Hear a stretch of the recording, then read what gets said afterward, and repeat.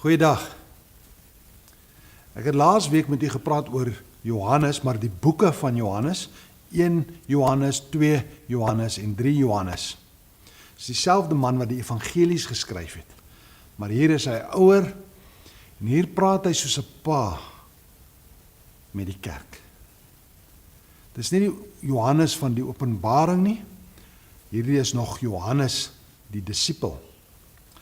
Maar dit is baie interessant dat hierdie Johannes wat hier skryf is die enigste Nuwe Testament skrywer wat die term, die naam Antichrist gebruik. Jy lees nie die woord Antichrist in Openbaring nie. Daar word gepraat van die dier. Maar hier in Johannes skryf hy van die Antichrist.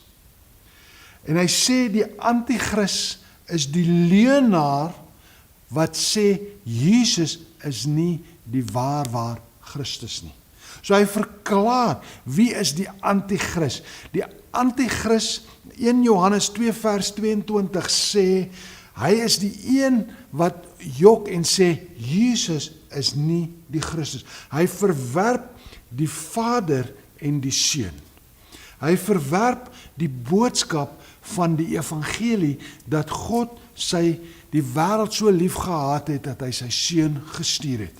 Dis die Antichrist. Maar hier is die interessante, dat daai een wat weier om te erken Jesus het in die vlees gekom, 1 Johannes 4 vers 3, hy sê, hulle kom van binne die kerk.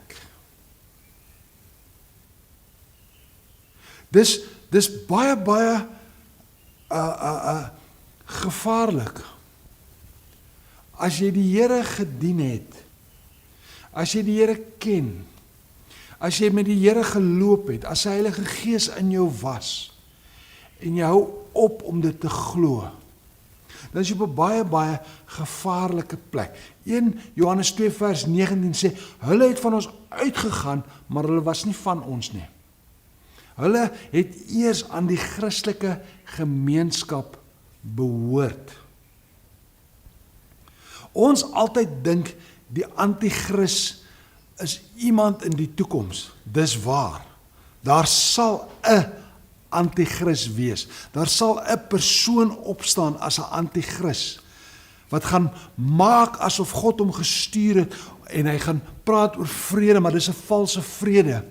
Maar hierdie Antichrist waaroor ek vandag praat, is eintlik daardie wat Johannes sê in 1 Johannes 2 vers 18, hy sê daar's baie Antichriste.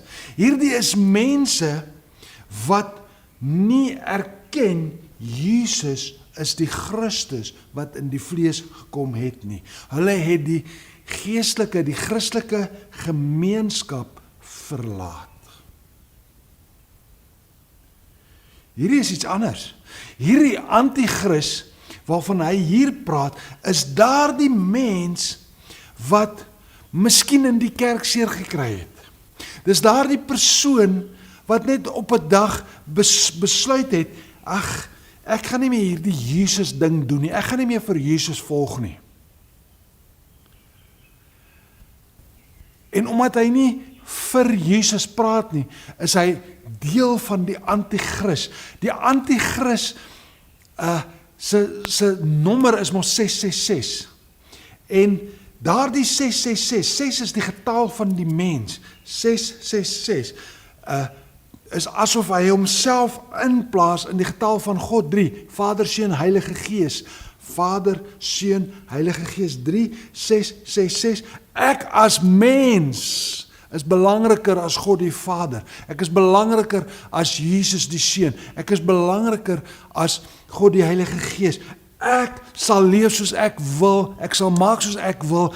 Ek vertrou myself. Ek wil nie meer die Here vertrou nie. Miskien het die kerk, miskien het mense jou seer gemaak en toe jy opglo.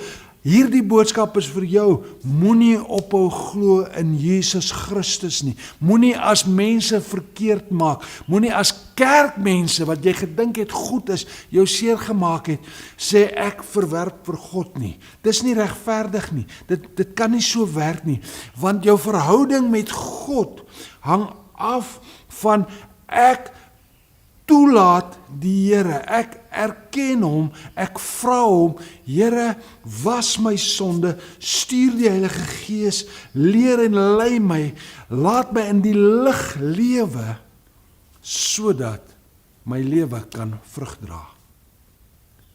Dis 'n eenvoudige toets.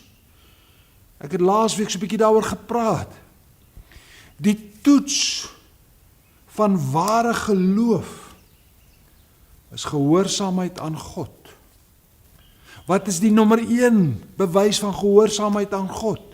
Liefde vir God. Jy praat nie teen hom nie, jy praat vir hom.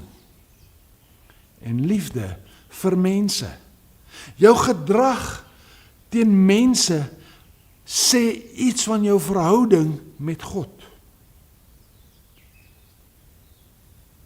En eintlik as ons hierdie gaan lees, dan sien ons dat liefdeloosheid is die sterkste bewys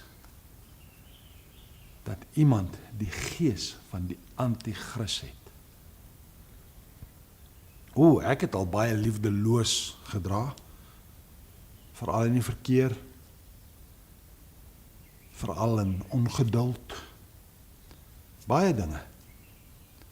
En vanmôre wil ek sê, Here, laat u lig op my skyn. Ek wil nie die anti-kris wees nie. Dis so eenvoudig, as jy nie vir Jesus is nie, het jy die gees van die anti-kris. Maar die wonderlike is, wanneer ek die Heilige Gees, die Gees, want Jesus sê, hy is die doper met die Heilige Gees. So as ek die Gees van God, daardie een wat getuig van Jesus in my het, dan groei die liefde vir God, groei die liefde vir die mense. Dan word die anti-kris minder, en hy's weg, want ek het die Gees van Christus. Is ek volmaak in die geloof? Ja. Is ek volmaak deur die bloed gewas? Ja. Beteken ek maak niks foute nie? Nee, ek maak baie foute. Maar sy Gees in my maak dat ek hastig om my sonde te bely. As jy tevrede is met jou sonde, moet jy weet, daar's iets van die anti-kris in jou. En soos ek laasweek verduidelik het, die grootste sonde is om te glo dat Jesus nie jou sonde sal vergewe nie. Hy sal. Hy het nie halwe werk op die kruis gedoen nie. As ek my sonde bely, hy is getrou en regverdig. Hy was my skoon. En dan 1 Johannes 1 vers 7 sê, as ons in die lig lewe soos hy in die lig is, dan het ons gemeenskap met mekaar en die bloed van Jesus Christus, sy seun, was ons van alle sonde. Hierdie is die hoofboodskap van 1, 2, 3 Johannes. En hy verduidelik so mooi, so diep. Jy moet dit gaan lees, is lekker kort. Maar om te kan weet, te kan glo, Jesus was al my sonde. Wat moet ek doen? Net my sonde bely. Hy is getrou en regverdig. Dan gee hy vir my sy Heilige Gees, en my lus, my smaak vir die sonde stop. En ek verander van 'n anti-kris na 'n kind van die Here. 'n Christus volgeling. Iemand wat vir Jesus praat.